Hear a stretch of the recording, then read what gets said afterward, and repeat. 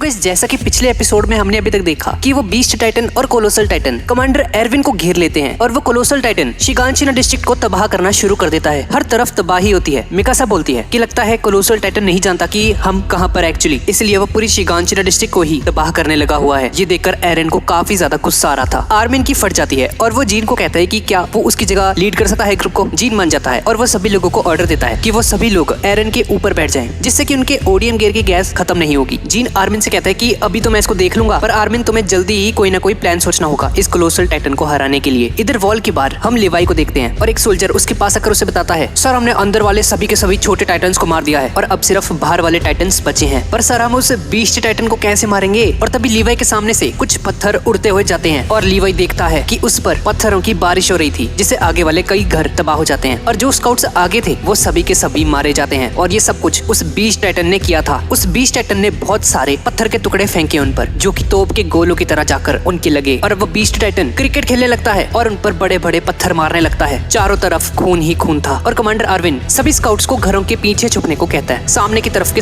सभी स्काउट्स मर गए थे। अब बस कुछ ही स्काउट्स बचे थे जो कि उन घोड़ों को प्रोटेक्ट कर रहे थे। तभी लिवाई वहां पर आता है और वो सभी को बताता है कि जल्दी से जल्दी यहाँ से निकलो। सभी के सभी लोग इन घोड़ों को लेकर दीवारों के पीछे चले जाओ। और कमांडर एडविन भी नीचे आकर बताता है उसे, लिवाई उस बीस्ट टाइटन ने आगे के सभी घरों को तबाह कर दिया। अगर वो ऐसे ही बोल्डर फेंकता रहा हम पर तो ये पूरी जगह टूट जाएगी 2 मिनट के अंदर अंदर और हमारे पास छुपने के लिए कोई जगह नहीं होगी। फिर लिवाई कहता है कि तो क्या हम दीवार के उस पार नहीं जा सकते यार। कमांडर एडविन उसे बताता है कि नहीं, उस तरफ कोलोसल टाइटन खड़ा है और वो पूरी के पूरे डिस्ट्रिक्ट को इस वक्त तबाह करने में लगा है। हमारे सभी के सभी स्ट्रॉन्ग सोल्जर्स मारे गए हैं। अब वो कोलोसल टाइटन भी धीरे धीरे वॉल के करीब पहुंच रहा था। जीन एरन से बोलता है कि भाई तू चिल्लाकर उस ब्रेथ होल्ड का ध्यान अपनी तरफ कर। एरन जोर से चिल्लाता है। ब्रेथ होल्ड उसे देख भी लेता है, पर भाई ये बड़ा चंट होता है और उसे इग्नोर करके वॉल की तरफ ही बढ़ रहा होता है। बस वो सभी के सभी लोग घबरा जाते हैं और कोनी पूछता है कि भाई अब क्या करेंगे हम लोग, हमारा प्लान तो फेल हो गया। जीन एरन से कहता है कि भाई इसका पैर पकड़ के ना इसे नीचे गिरा दे। शाशा उन सभी को बताती है कि भाई अगर हमने इसे रोक भी लिया ना तो भी हम इसका कुछ नहीं बिगाड़ सकते, क्योंकि इसके बॉडी से भाप निकलती है बहुत ही गर्म, कोई भी सोल्जर उसके पास नहीं जा सकता। इसके बाद एरन जाकर कोलोसल टाइटन का पैर पकड़ लेता है, पर कोलोसल टाइटन एक ही लात में एरन को दूर फेंक देता है और एरन उड़ता हुआ सीधा वॉल पे जाकर टकराता है। और नीचे लीवाई और कमांडर एरविन खड़े उसको देख रहे होते हैं और हैरान रह जाते हैं। मिकासा एरन की हालत देखकर बहुत ही ज्यादा घबरा जाती है, पर जीन उसे कहते हैं कि एरन मरा नहीं अभी। मिकासा अपने मिशन पर फोकस करो, इस कोलोसल टाइटन को हमें किसी न किसी तरीके से रोकना होगा। इसके बाद जीन, कोनी और शाशा ब्रेथ होल्ड के पास जाकर उसका ध्यान भटकाने की कोशिश करते हैं ताकि मिकासा पीछे से जाकर उस पर थंडर स्पीयर से अटैक करते, जिसका यूज करके उन्होंने राइनर को मारा था। और जैसे ही मिकासा उस पर अटैक करने के लिए आगे बढ़ती है तो कोलोसल टाइटन बहुत सारी भाप छोड़ देता है अपनी बॉडी में से, जिससे कि वो थंडर स्पीयर्स उसे लगते ही नहीं है और वो मिकासा के पीछे जाकर फट जाते हैं। सभी के सभी लोग इस वार से घायल हो जाते हैं और तभी राइनर भी वहां पर आ जाता है, जो कि पूरी तरह से ठीक हो गया था अब। और ये देखकर सभी के सभी लोग शॉक्ड रह जाते हैं। बाहर हम देखते हैं कि बीस्ट टाइटन गोले बरसाता जा रहा था और उसने लगभग सभी घरों का सफाया कर दिया था। लिवाई आर्मिन से कहता है कि अगर दुश्मन से लड़ने का हमारे पास कोई तरीका नहीं है तो भाई यहाँ से भाग चलते हैं ना। तुम जाकर एरन को जगाओ और उसके ऊपर जितने भी सोल्जर्स आ सकते हैं सभी को लेकर यहाँ से बाहर निकलो भाई, सारे के सारे मर जाएंगे वरना यहीं पे। अंदर वो सभी के सभी लोग घबराए होते हैं जो कि उन घोड़ों की रक्षा कर रहे थे। अब लीवाई कहता है, कमांडर एरविन आप उन सभी को लेकर यहाँ से निकलिए, मैं उस बीस्ट टाइटन को मार दूंगा। मुझे नहीं लगता मैं उसके करीब भी पहुंच पाऊंगा, लेकिन कम से कम आप और एरन यहाँ से जिंदा बचकर निकल जाओगे और ह्यूमैनिटी के लिए उम्मीद बनी रहेगी। इसके बाद हम बीस्ट टाइटन को देखते हैं जो कि फिर से एक पत्थर के टुकड़े करके उसे फेंकने को तैयार था उन सोल्जर्स के ऊपर, पर तभी उसे कुछ सोल्जर्स की आवाज सुनाई देती है और देखता है कि सभी के सभी स्काउट्स उसकी तरफ ही आ रहे थे और वो ग्रीन स्मोक फायर करके अलग अलग हो जाते हैं। इसके बाद हमें कुछ देर पहले का सीन दिखाया जाता है जिसमें कमांडर एरविन सभी को उनका प्लान बता रहा था। एरविन कहता है, मेरे सोल्जर्स आज हम सभी लोग एक आखिरी ऑपरेशन पर जाएंगे। हम सभी लोग उस बीस्ट टाइटन की तरफ चार्ज करेंगे जिससे कि हम उसे उसके इजी टारगेट बन जाएं और जैसे ही वो हम पर अटैक करने वाला होगा हम ग्रीन स्मोक्स फायर करेंगे और सभी लोग अलग अलग हो जाएंगे, जिससे उस बीस्ट टाइटन का निशाना सही से नहीं लग पाएगा और लीवाई चुपके से बीस्ट टाइटन के पास जाकर उसे मार देगा। और अब लीवाई एक एक करके उन सभी के सभी बाहर वाले टाइटन्स को मारने लगता है। इसके बाद सभी लोग बीस्ट टाइटन की तरफ बढ़ते हैं घोड़ों पर। बीस्ट टाइटन सोचता है, मुझे पता ही था ये लोग बिना लड़े तो हार नहीं मानने वाले,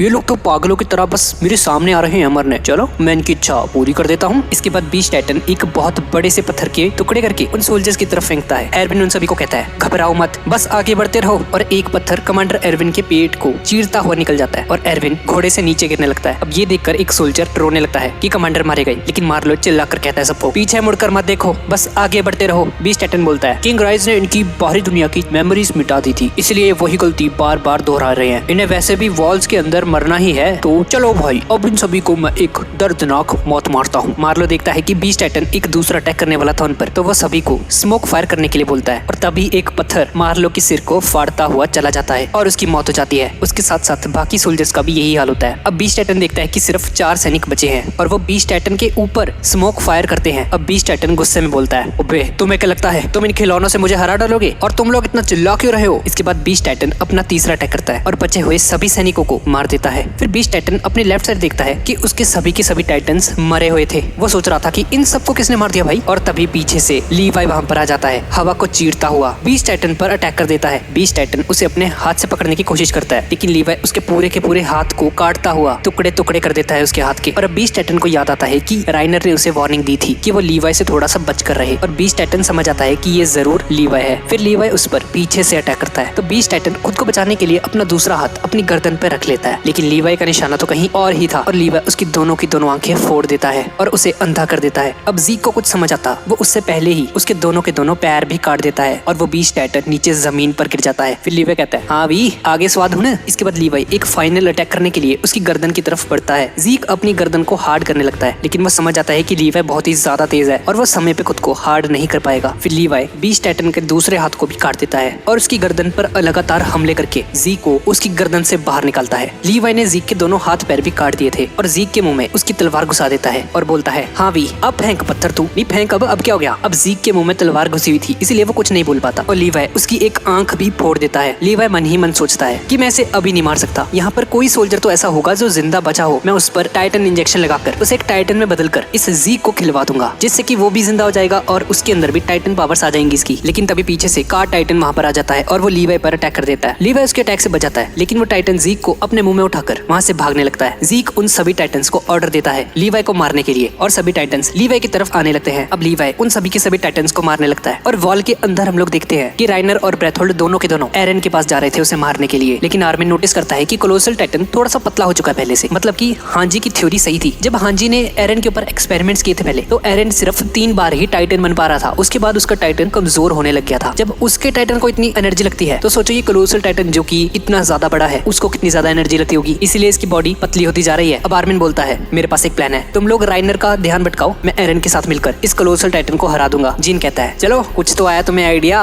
वरना मुझे तो लगा था हम सब मर जाएंगे यहीं पे। इसके बाद आर्मिन एरन के पास जाता है। अब आर्मिन एरन को जगाता है और उसे अपना सारा का सारा प्लान बताता है और उसके प्लान से एरन को आर्मिन की काफी ज्यादा चिंता होने लगती है। लेकिन आर्मिन उसे कहता है, अरे भाई घबराओ मत, मुझे कुछ नहीं होगा, मुझ पर भरोसा रखो। इस तरफ मिकासा एक थंडर स्फीयर राइनर के घुटने पर मारती है जिससे वो गिर जाता है। फिर आर्मिन और एरन अपना प्लान शुरू करते हैं, लेकिन तभी एरन का पैर फिसल जाता है और वो दीवार से नीचे गिर जाता है और बेहोश हो जाता है। ब्रेथोल्ड बोलता है, अबे ये क्या भाई, पी रखी है इसने, पहले जो हमने फाइट की थी लगता है उसमें ये बहुत ही ज्यादा कमजोर हो चुका है, मुझे नहीं लगता ये दोबारा खड़ा भी हो पाएगा। और ब्रेथोल्ड आर्मिन पर अटैक कर देता है, लेकिन आर्मिन अपने ओडियम गियर की हेल्प से बच जाता है और कोलोसल के दांतों में अपना ओडियम गियर फंसा देता है। ब्रेथोल्ड बोलता है, आर्मिन तुम काफी अच्छा लड़े, लेकिन अब मुझे ये सब खत्म करना होगा यार। और फिर ब्रेथोल्ड अपनी बॉडी से काफी ज्यादा भाप छोड़ने लगता है, लेकिन ब्रेथोल्ड देखता है कि आर्मिन उससे दूर नहीं जा रहा था। आर्मिन ने अपने ओडियम गियर के हुक्स को कोलोसल टाइटन के दांतों में फंसा रखा होता है, जो कि भाप छोड़ते समय नहीं जलते। और ब्रेथोल्ड जब वो स्टीम निकाल रहा होता है अपनी बॉडी में से, वो बिल्कुल भी नहीं हिल सकता, उसे एक ही जगह पर खड़े रहना होगा इस टेक्निक को यूज करने के लिए। फिर ब्रेथोल्ड और भी ज्यादा गर्म भाप छोड़ने लगता है, जिससे आर्मिन के सारे कपड़े और उसकी स्किन भी जलना शुरू कर देती है। लेकिन आर्मिन अभी भी हार नहीं मानता और लटका रहता है और सोचता है कि बस थोड़ी देर और, मैं सब कुछ एरन के भरोसे छोड़ता हूँ, अब एरन तुम्हें ये करना ही होगा। और इसके बाद आर्मिन मर जाता है और दूसरी तरफ हम देखते हैं कि हांजी वहाँ पर आ जाती है और थंडर स्फीयर की हेल्प से राइनर का दूसरा जबड़ा भी ब्लास्ट कर देती है। जिसके बाद मिकासा राइनर के मुंह में जाती है और उसके गले में थंडर स्फीयर ब्लास्ट कर देती है और राइनर अपने टाइटन से बाहर आ जाता है। इधर ब्रेथोल्ड सोचता है कि चलो आर्मिन तो खत्म हो गया भाई, अब एरन की बारी है। पर वो देखता है कि उस जगह पर एरन था ही नहीं जहाँ वो पहले गिरा हुआ था, बल्कि उसका टाइटन वहाँ पर था जिसे उसने हार्ड किया हुआ था। ब्रेथोल्ड कुछ समझ पाता उससे पहले ही एरन अपने ओडियम गियर की हेल्प से कोलोसल टाइटन की गर्दन के ठीक पीछे आ जाता है और उसमें से ब्रेथोल्ड को काट कर बाहर निकालता है। और अब ब्रेथोल्ड को आर्मिन का सारा प्लान समझ आ जाता है। दरअसल एरन का उस दीवार से गिरना एक नाटक था। फिर आर्मिन ने उसका ध्यान भटकाया ताकि तब तक एरन अपने टाइटन को पूरी तरह से हार्ड कर ले और ब्रेथोल्ड को ऐसा लगे कि एरन उसी जगह पर बैठा हुआ है अभी तक। ब्रेथोल्ड बिल्कुल भी ध्यान नहीं दे रहा था एरन पे और मौके का फायदा उठाकर एरन ने चौका मार दिया और ब्रेथोल्ड को कोलोसल टाइटन की बॉडी से बाहर निकाल लिया। अब कोलोसल टाइटन की बॉडी नीचे गिरने लगती है। अब एरन ब्रेथोल्ड को घसीटता हुआ आर्मिन की बॉडी के पास लेके आता है, पर देखता है कि आर्मिन की बॉडी पूरी तरह से जल चुकी है। एरन आर्मिन के साथ बिताए हुए अपने बचपन के दिनों को याद करता है जब वो पहली बार दोस्त बने थे। आर्मिन की मौत से एरन को बहुत बड़ा झटका लगा और एरन को आर्मिन की मौत का बहुत ही ज्यादा दुख हो रहा था। तभी एरन के पीछे ज़ीक वहाँ पर आ जाता है। कार टाइटन के ऊपर बैठकर एरन जल्दी से ब्रेथोल्ड की गर्दन पर तलवार रखते हुए बोलता है कि अगर एक कदम भी आगे बढ़ाया तो मैं तेरे दोस्त को मार दूंगा। एरन समझ जाता है कि यही बीस्ट टाइटन है। ज़ीक उसे कहता है, अच्छा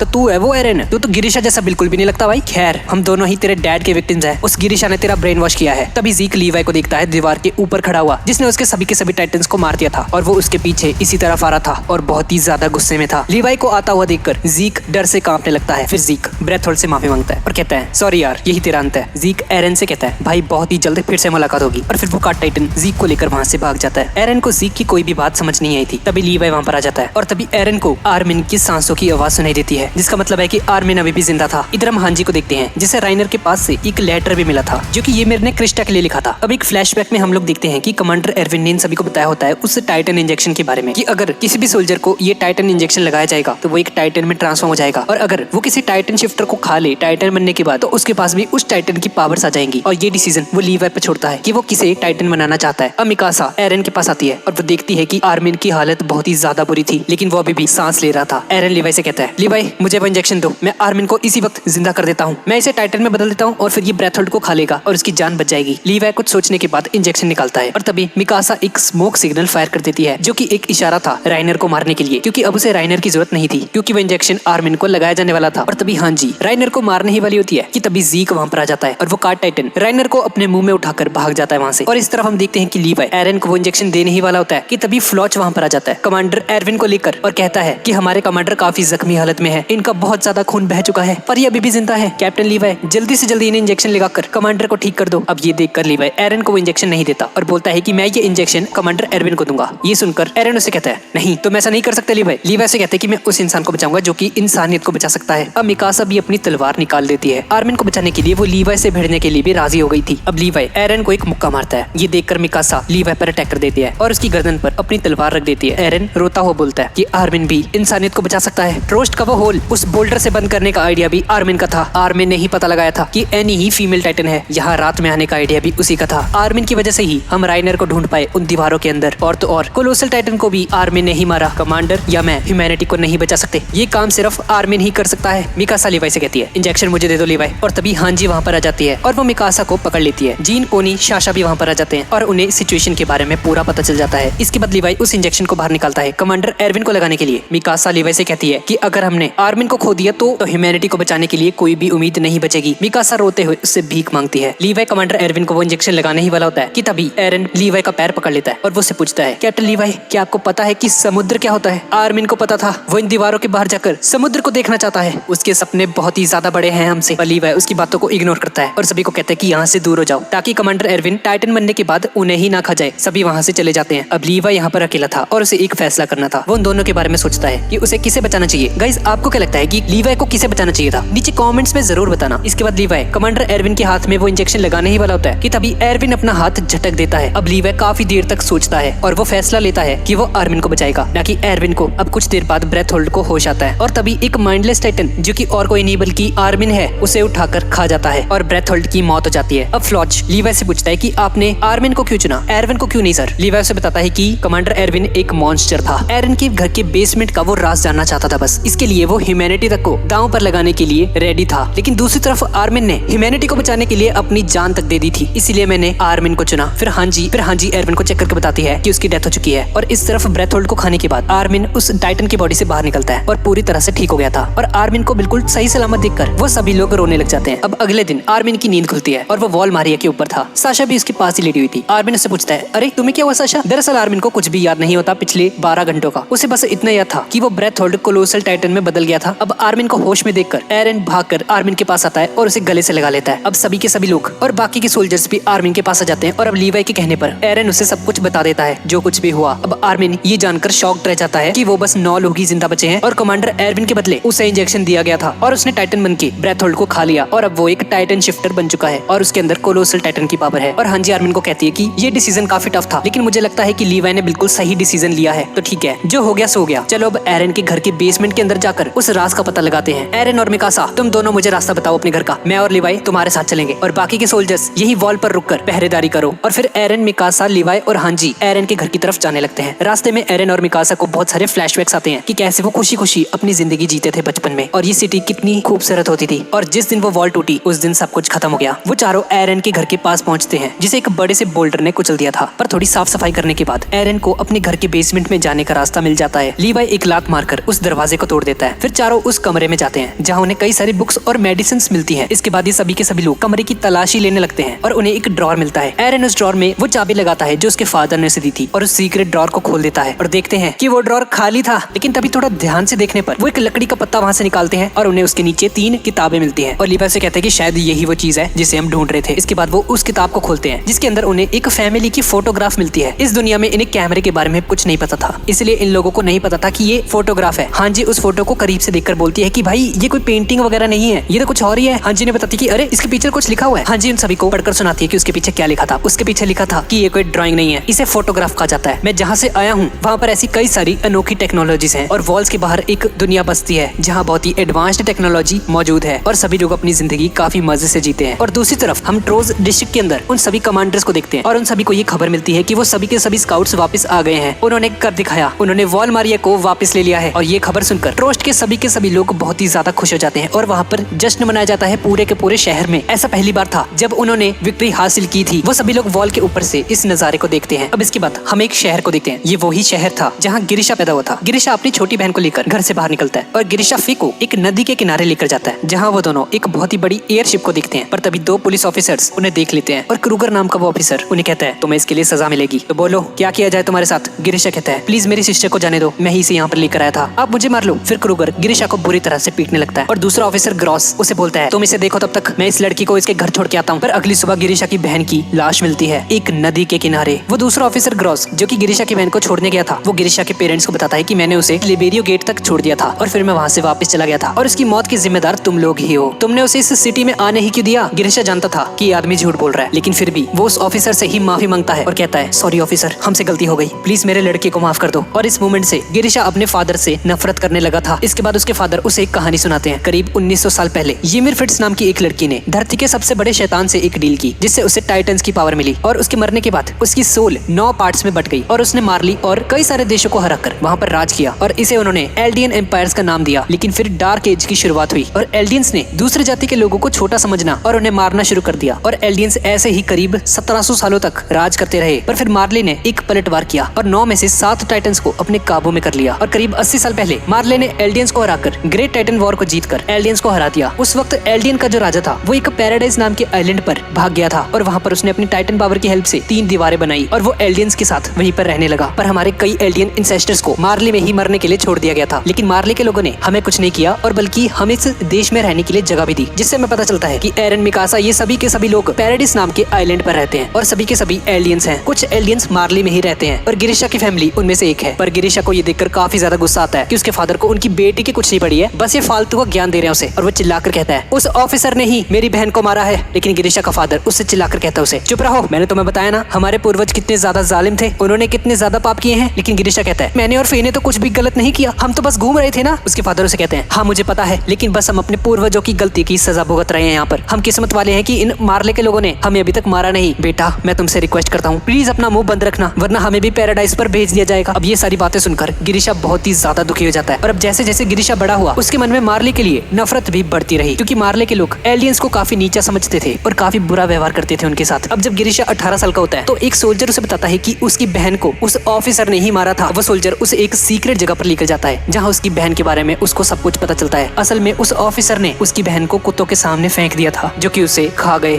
और ये सुनकर गिरिशा रोने लग जाता है और वो कसम खाता है कि वो उन मार्ले के लोगों को बताएगा कि असली दर्द क्या होता है। हम लोग फिर से एल्डियन एम्पायर को खड़ा करेंगे। और इन लोगों का मार्ले गवर्नमेंट में एक खबरी भी था जिसका नाम आउल है। आउल उनकी काफी ज्यादा मदद करता था, लेकिन कोई नहीं जानता था कि ये बंदा आखिर में है कौन असली में। और आउल ने इन्हें बहुत पुराने कुछ डॉक्यूमेंट्स भी दिए थे जिसमें इन्हें सच का पता चला। ये मेरे को टाइटन्स की पावर तो मिली थी, लेकिन उसने इस पावर का यूज इंसानों की भलाई के लिए किया था। उसने सड़कें बनाई, पुल बनाए, उसने किसी भी जाति को नहीं मारा, सबकी मदद की। उन लोगों ने पहले जो कहानियां सुनी थी कि ये मेरे ने उस शक्तियों को लेकर मार्ले के लोगों को मारना शुरू कर दिया, वो सब एक झूठ था। असल में ऐसा कुछ नहीं था, उसके पूर्वज बहुत ही अच्छे इंसान थे। और आउल ने एक और सोल्जर को भी भेजा होता है जिसका नाम है डियाना, जो कि मार्ले से है और रॉयल ब्लड की एक मेंबर है। इस लड़की ने उन्हें टाइटन्स के कई सारे राज बताए जो कि सिर्फ रॉयल फैमिली को ही पता थे। और वो उन्हें बताते कि राजा फ्रिट्स फाउंडिंग टाइटन को भी अपने साथ उन वॉल्स के अंदर ले गया है। इसके बाद गिरिशा उन सभी से कहता है कि अगर हमने उस फाउंडिंग टाइटन की पावर को हासिल कर लिया तो हम सभी के सभी टाइटन्स को कंट्रोल कर सकते हैं बाकी के, और मार्ले देश का सफाया कर सकते हैं। डियाना ने बताती है कि द ग्रेट टाइटन वॉर के वक्त भी राजा ने किसी का भी साथ नहीं दिया और कुछ लोगों को लेकर पैराडाइज आइलैंड पर चला गया और वहीं पर शांति से रहने लगा। वो सिर्फ शांति चाहता था, वो किसी से लड़ना नहीं चाहता था। और अगर वो राजा चाहे तो चुटकी से मार्ले देश का सफाया कर सकता है। गिरिशा कहता है हम उस फाउंडिंग टाइटन की पावर को हासिल करेंगे और मार्ले देश को पूरी तरह से तबाह कर देंगे और एल्डियन एम्पायर को खड़ा करके रिस्पेक्ट के साथ जिएंगे, ऐसे डर डर कर नहीं। और गिरिशा की ये स्पीच सुनकर डियाना उस पर फिदा हो जाती है। वो दोनों शादी कर लेते हैं और इनका एक लड़का भी पैदा होता है जो कि है ज़ीक,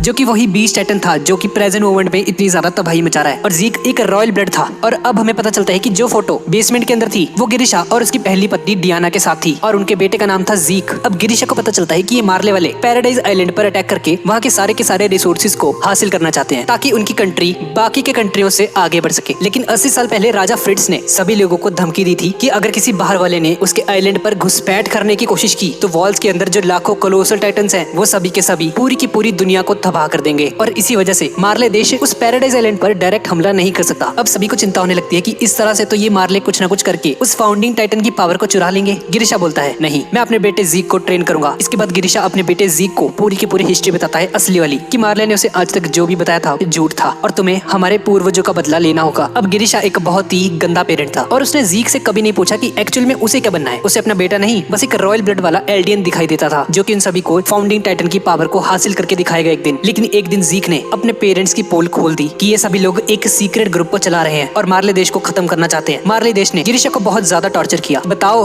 वो आउल कौन है जो तुम्हारी हेल्प करता है? और तो और उन लोगों ने उसकी सारी की सारी उंगलियां भी काट दी थी। और कुछ टाइम बाद गिरिशा और उसके बाकी के लोगों को पैराडाइज आइलैंड पर ले जाया जाता है और गिरिशा देखता है कि उसके पीछे वही ऑफिसर क्रूगर खड़ा है जिसे वो फे की मौत वाले दिन मिला था। बताता है कि उन सभी को अब टाइटन बनाकर उस पैराडाइज आइलैंड पर छोड़ दिया जाएगा। वहाँ पर ऑफिसर ग्रॉस भी था जिसने फे को मारा था और वो एक लात मारकर एक बंदे को नीचे गिर देता है और उसे बोलता है नॉर्थ की तरफ बढ़ो, तुम्हारी किस्मत अच्छी रही तो वॉल्स तक पहुंच जाओगे। अब ग्रॉस के इशारे पर सभी सोल्जर्स उनमें टाइटन इंजेक्शन भरते हैं और उन सभी लोगों को वो टाइटन का इंजेक्शन लगाकर नीचे भेज दिया जाता है। वो सभी के सभी टाइटन्स में ट्रांसफॉर्म हो जाते हैं और फिर वो सभी के सभी टाइटन्स उस बंदे को खाने के लिए उसके पीछे भागते हैं। अब डियाना को भी वहाँ पर लाया जाता है। गिरिशा उन सभी को कहता है भाई इसे क्यों लेके आए हो तुम लोग, प्लीज इसे जाने दो, मैंने तुम्हें सब कुछ बता दिया है ना, प्लीज मेरी पत्नी को कुछ मत करना। और फिर डियाना को भी वो इंजेक्शन लगा दिया जाता है। डियाना गिरिशा से कहती है कि मैं तुमसे वादा करती हूँ टाइटन बनने के बाद भी मैं तुम्हारे पास आ जाऊंगी गिरिशा। जिसके बाद ग्रॉस डियाना को भी लात मार के नीचे गिरा देता है और वो भी एक टाइटन बन जाती है। तभी एरन उस फ्लैशबैक से बाहर आता है और हमें पता चलता है कि ये सब कुछ एरन के माइंड में चल रहा था जो कि उसने उन बुक्स में पढ़ा था जो कि उन्हें उस बेसमेंट में मिली थी। और अब एरन को रियलाइज होता है कि डियाना ही वो टाइटन थी जिसने एरन की मॉम को खाया था। और इसी फ्लैशबैक में हम वापस देखते हैं कि गिरिशा को पता चल जाता है कि ये वही सोल्जर है जिसने उसकी बहन को मारा था। अब वहाँ पे सिर्फ 2 आदमी बचे थे और ग्रॉस कहता है कि मैं इस बंदे को एक छोटा टाइटन बनाता हूँ और इस गिरिशा और इस छोटे टाइटन में फिर लड़ाई होगी, देखते हैं कौन जीतता है। और हाँ गिरिशा, तुम्हारी बहन को मैंने ही मारा था, मैंने उसे कुत्तों को खिला दिया, बोलो क्या करोगे तुम? इसके बाद ग्रॉस उस आदमी को टाइटन का इंजेक्शन लगाकर नीचे फेंक देता है और वो एक प्योर टाइटन में बदल जाता है। ग्रॉस कहता है हाँ यही है तुम्हारा असली रूप, मेरा बस चलता ना तुम सभी के सभी एलियंस को मार देता इसी वक्त। इसके बाद ग्रॉस भी गिरिशा को नीचे फेंकने लगता है लेकिन तभी हम देखते हैं कि क्रूगर ग्रॉस को ही नीचे फेंक देता है और नीचे खड़ा वो टाइटन ग्रॉस को खाने लगता है। भाई साहब, गिरिशा क्रूगर से पूछता है कि उसने ऐसा क्यों किया और क्रूगर उसे कहता है मैं ही आउल हूँ। अब ध्यान से देखो गिरिशा, इस तरीके से हम अपनी टाइटन्स का पावर का यूज करते हैं। फिर क्रूगर अपना एक हाथ काट लेता है और टाइटन में ट्रांसफॉर्म होने लगता है और हमें पता चलता है कि क्रूगर एक अटैक टाइटन था और क्रूगर मार्लिन की शिप्स को बीच में से तोड़ देता है जिसमें ये सभी लोग पैराडाइज आइलैंड पर आए थे। अब क्रूगर मार्ले के सभी ऑफिसर्स को मारकर समुद्र में फेंक देता है और वापस से इंसान बनकर गिरिशा के हाथ खोल देता है और खुद की इंट्रोडक्शन देते हुए बताता है कि मेरा नाम एरन क्रूगर है और मेरे पास 9 में से 1 टाइटन की पावर है और मैं भी तुम्हारी तरह एक एल्डियन हूँ। लेकिन मार्ले पुलिस में भर्ती होने के लिए मैंने एक डॉक्टर की हेल्प ली थी और सभी को यही लगा कि मैं एक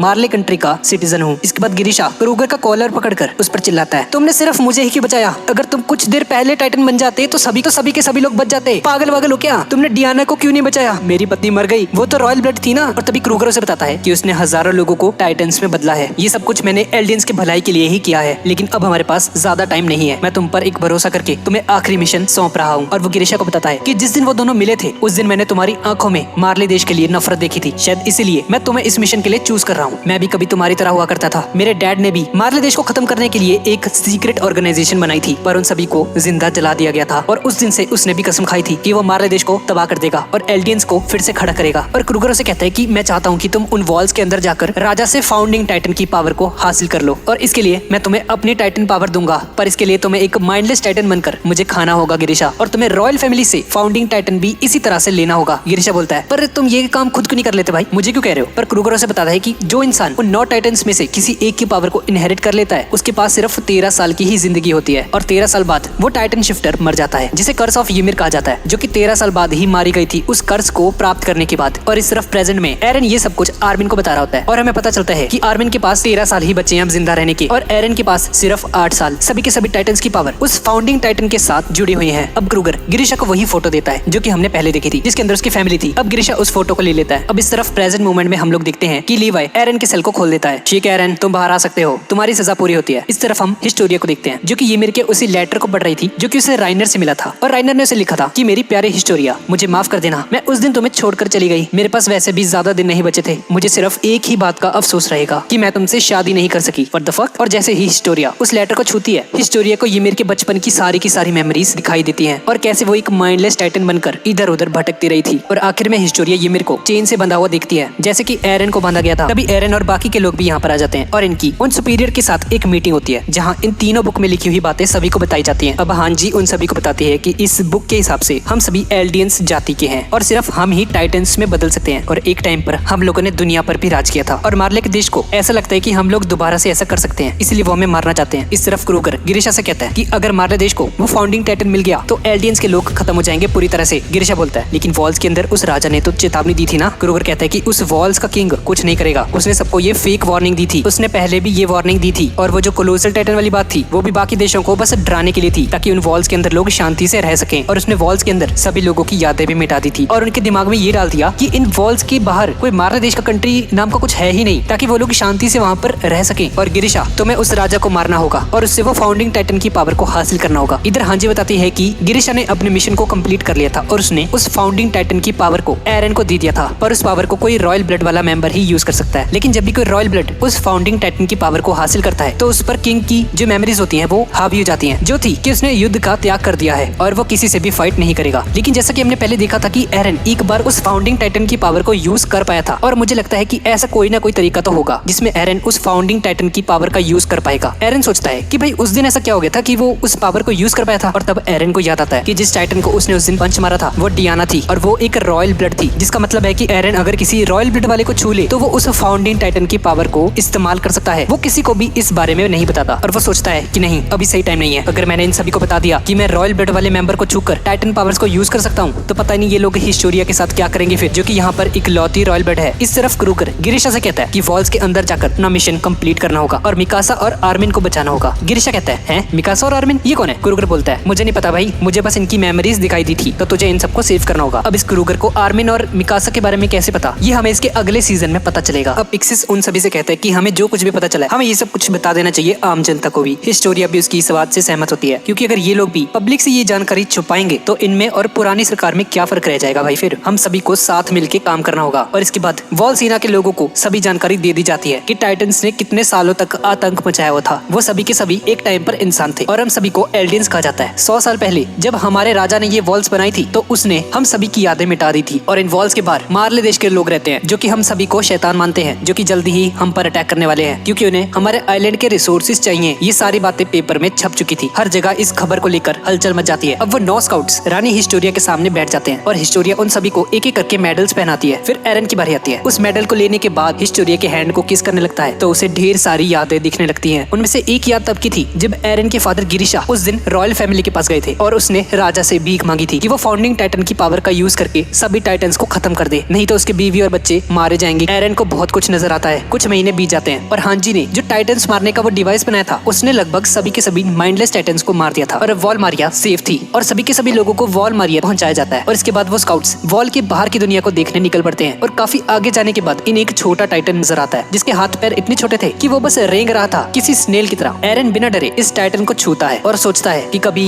ये भी हम में से एक हुआ करता था, बेचारा। मारने वाले इसे यहाँ पर फेंक गए और इसके बाद सभी के सभी सोल्जर्स उस टाइटन को मारे बिना ही वहाँ से आगे बढ़ जाते हैं। और थोड़ा और आगे जाने पर ये उसी जगह पर पहुंच जाते हैं जहाँ पर वो मारने देश के लोग एलियंस को टाइटन में ट्रांसफॉर्म करके नीचे फेंक दिया करते थे। और ये देखकर इन लोगों को यकीन हो जाता है कि बुक में जो कुछ भी लिखा था वो सब कुछ सच था। और थोड़ा और आगे जाने पर ये अपनी लाइफ में पहली बार ग्रेट ओशन को देखते हैं और सभी के सभी लोग समुद्र के किनारे जाते हैं। पानी के अंदर उन्हें एक शेल मिलता है जिन समुद्र का पानी पीता है क्यूरियोसिटी में और इसे पीकर कहता है अबे ये क्या, ये तो बहुत ही ज्यादा खारा है। हांजी को भी पानी के अंदर कुछ मिलता है लेकिन लीवा से कहता है अरे ध्यान से भाई, जहरीली भी हो सकती है चीजें, ध्यान से छूना किसी भी चीज को। वो सभी के सभी लोग बहुत ही ज्यादा खुश होते हैं क्योंकि उन्होंने पहली बार इतना विशाल समुद्र देखा होता है। लेकिन एरन उस समुद्र को बस देखता ही जा रहा था। आर्मिन बोलता है एरन मैंने कहा था ना तुमसे इस दीवारों के बाहर एक समुद्र है। और एरन बोलता है तुम सही थे आर्मिन, ये काफी बड़ा है, मुझे लगा था इस समुद्र के बाहर आजादी है लेकिन मैं गलत था, इसके बाहर आजादी नहीं हमारे दुश्मन बैठे हुए हैं। इसके बाद समुद्र की तरफ इशारा करते हुए एरन पूछता है अगर हम उस पार वाले सभी दुश्मनों को मार दें तो हम आजाद हो जाएंगे आर्मिन। और इस सीरीज का 7th पार्ट पे खत्म हो जाता है। तो गाइस यही थी आज की वीडियो और गाइस इसके अगले पार्ट के लिए प्लीज 3000 लाइक्स का टारगेट पूरा कर देना। तो ठीक है गाइस और मिलते हैं इसके अगले पार्ट में।